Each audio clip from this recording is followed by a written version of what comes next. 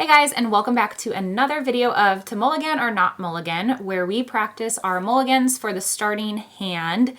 And so today we are going to be working with Rise of the Floodborn Starter Deck, the Amber-Sapphire. And if you haven't caught our Amethyst Steel Rise of the Floodborn Starter Deck video, make sure you go and check that one out as well. But if you are not familiar with the set list for this deck, we're going to pop it on the screen here really quick for you to check out before we get started.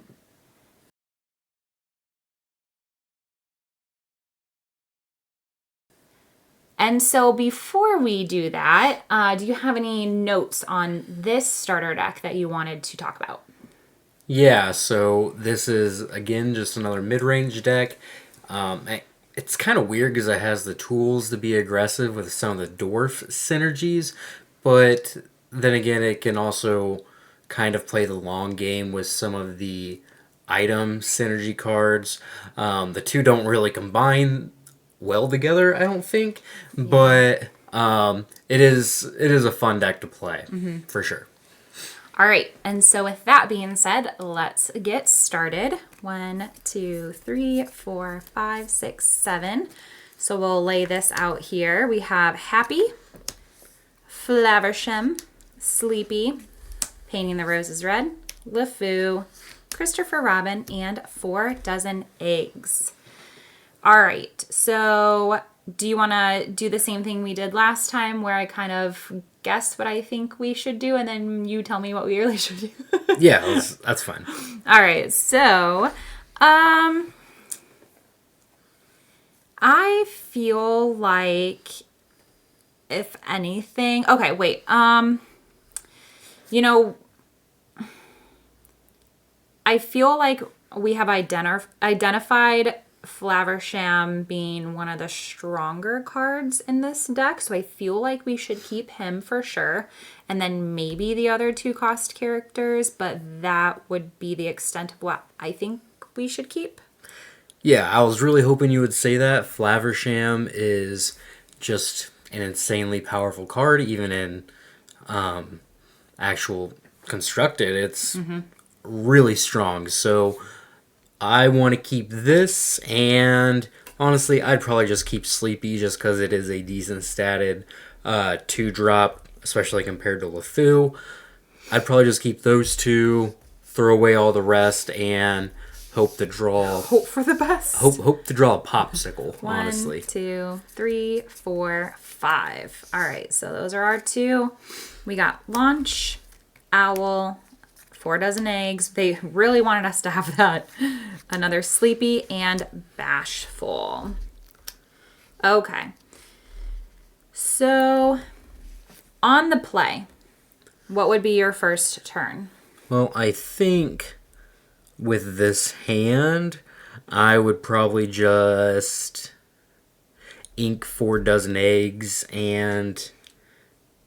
do I want to play the Owl? I might play the Owl, yeah. Okay.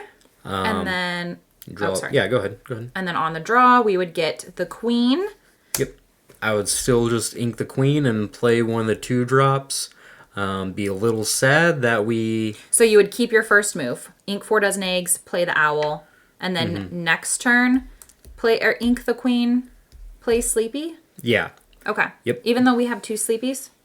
Yeah, because we don't have a 3-cost character, right? So on turn 3, I at least want to play something, and it doesn't cost 3, obviously, but it's better than playing just the 1-cost character on turn 3. All right. So, yeah, I want to keep the most powerful card in that scenario. Gotcha.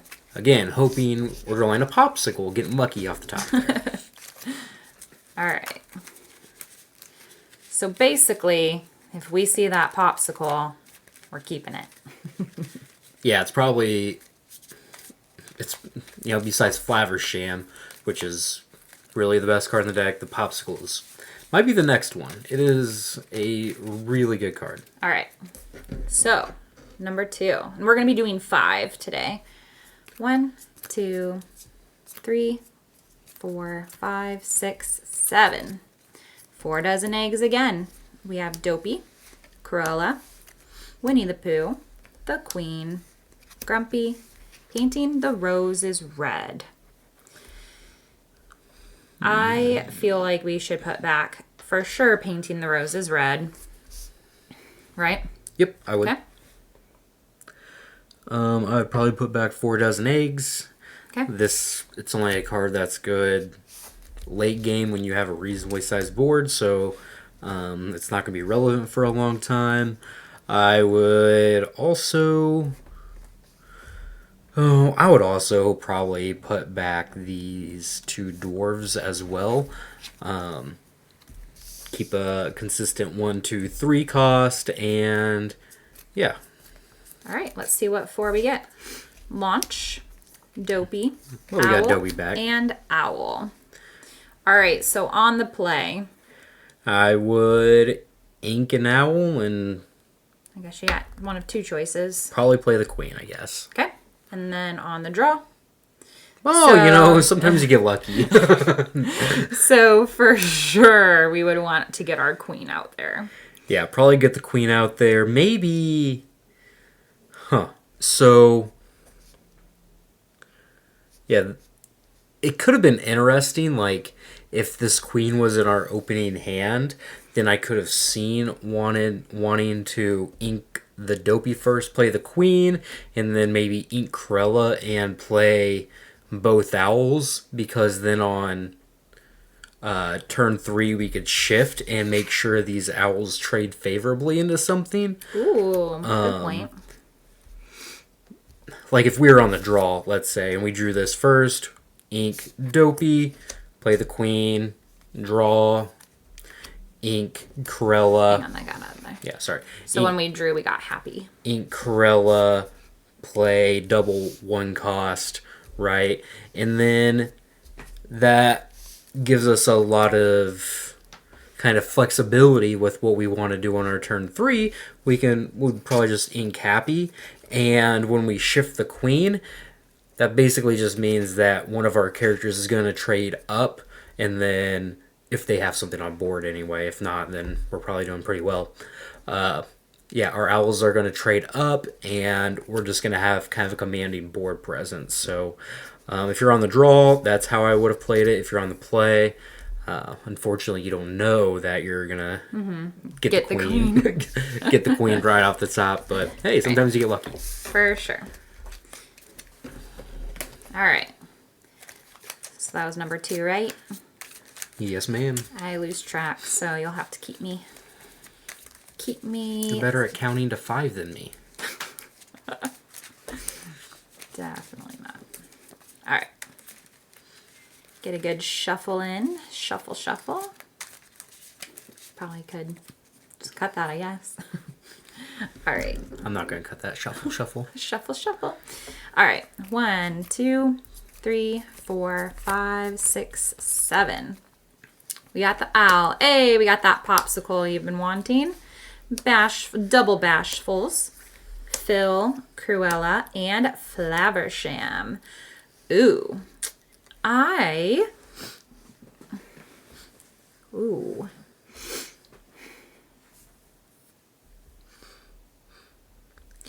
For sure, we talked about the 2 best cards in the deck, Flaversham and Popsicle. For sure keeping that. Yep. I'm debating keeping these just because they're pretty low to the ground, meaning they're cheap. So I almost debate to keep those. And then a part of me wants to just put those 2 back. Maybe keep them for ink. Yeah, so you could definitely put these 2 back and try to find something else that enhances your curve. The other option is just to keep them, just to make sure that you have enough inkables to curve out with this reasonably pretty strong hand. Like just turn 1, owl, turn 2, Corella, or Phil, whichever you prefer. Then turn 3, popsicle, the other 2 drop. Just making sure you have enough ink to do that. So actually, like, because if you were to draw 2 uninkables, I mean, we're not going to. We actually drew Gaston and Owl, which is probably actually better, but we did draw 1 uninkable. But if you just drew 2 uninkables there, then You wouldn't be able to. that really does throw off your curving out options. So I'd actually kind of would have been inclined to keep it a little bit. Okay. Like even drawing. I had that thought, but I'm like, yeah, I don't was like, that wrong? yeah, I don't really like keeping cards just to ink, but when you already have a really good curve and some of the best cards in your deck, that might be the situation where it's okay just to make sure you can curve out into those cards. Makes sense. Makes sense. All right. Number 4.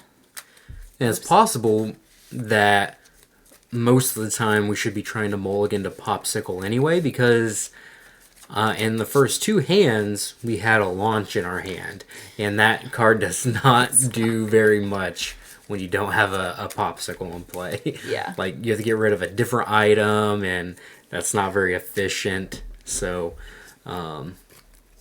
that's definitely one of the better combos in the deck. 6, 7. All right. Hand number 4.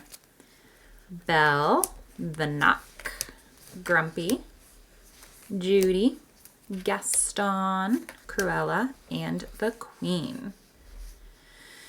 Oh boy. I feel like keep the Queen, keep Cruella just because they're cheaper characters, right? Mm-hmm. And then maybe one of the 3 drops. Yeah, I don't mind keeping Judy because this is just another combo to go with a Popsicle if you draw one, so I don't mind keeping that. But I also don't mind keeping Gaston just because it's reasonably statted and just a better card to play on turn 3 if you have to ink Judy because you didn't draw a Popsicle. So I might just keep those 3 and throw away the rest. Okay. Wait, those 3? Or Sorry, those 4? these 4 and throw away the rest. Okay. All right, we'll put those off to the side. 1, 2, 3. Let me shift these over. Oh, peek. Peek. Flash in the camera. All right, Sneezy, Sleepy, Bashful. The Dwarves. All right, turn 1 if you're on the play. If I'm on the play, I'm definitely going to ink Sneezy just because I think that's the... Yeah, he's pretty bad. That's just like the worst dwarf, I think. Yeah. So I might play or ink Sneezy and play the Queen, Okay. and then on our second turn, or if we're on the draw, I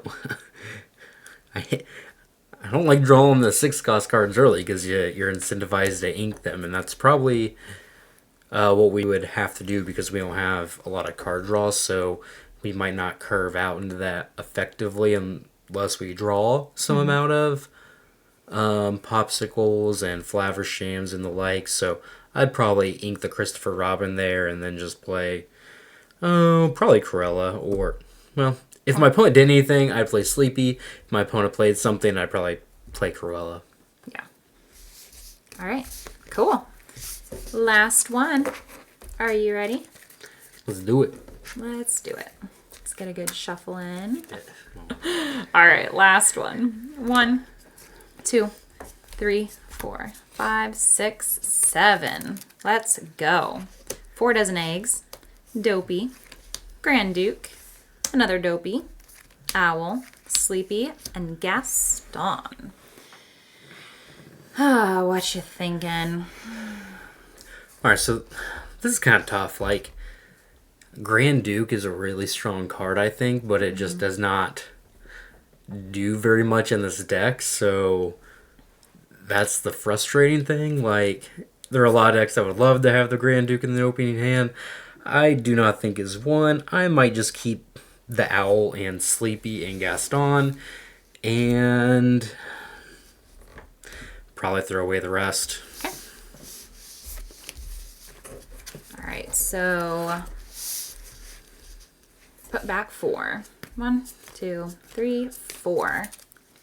Gumbo Pot, Painting the Roses Red, Belle, and Phil. All right, first turn on the play. On the play, I would probably ink Gumbo Pot and play Owl. And then on the draw or your second turn. Yeah, if this is the second turn. Does Happy change if you're on the draw and it's your first turn? See, if I'm on the draw, I'm still going to ink the Gumbo. Yeah, I'm probably going to ink the Gumbo Pot just because it's not very good by itself. Can I ask why not Painting the Roses red? Because I feel like that one's not. So, Painting the Roses red isn't like a super strong card, but it can help your characters make favorable trades, and at least draws you a card back when you play it. So Okay, that's fair. I'd rather have that one, but it's not like a great card or anything. It's just more versatile, I think, than Gumbo Pot. Okay, so on the draw, first turn you'd still ink Gumbo Pot. Let's say we've already done that, and this is what if we were on the play, and this is what or I guess Yeah. no matter what, turn 2, this is what we drew. And then what would you do turn 2? So I would probably ink Bell and play one of the 2 drops to paint on the deck that I think I'm playing against. If I'm playing against a steel deck, I'm probably going to play Sleepy. If I'm not playing a steel deck, I'll probably play Phil just because he enables stronger trades for you.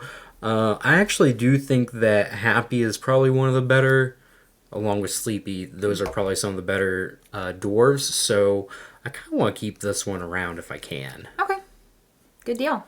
Yeah. All right, well, I think that does it. All right. Hey, if you guys like these videos, let us know in the comments. And if you have any specific decks you want to see, let us know, and we'll try to put it together. Right now, we don't have our Rise of the Floodborn cards yet, but hopefully this week, and then we'll be able to construct some decks for you guys. So if not, we'll make proxies. Yeah, or we'll do it on Pixelborn, whichever works. But yeah. yeah, just let us know. All right, have a good day, guys. Thanks for watching. Have a great day, guys. Thank you.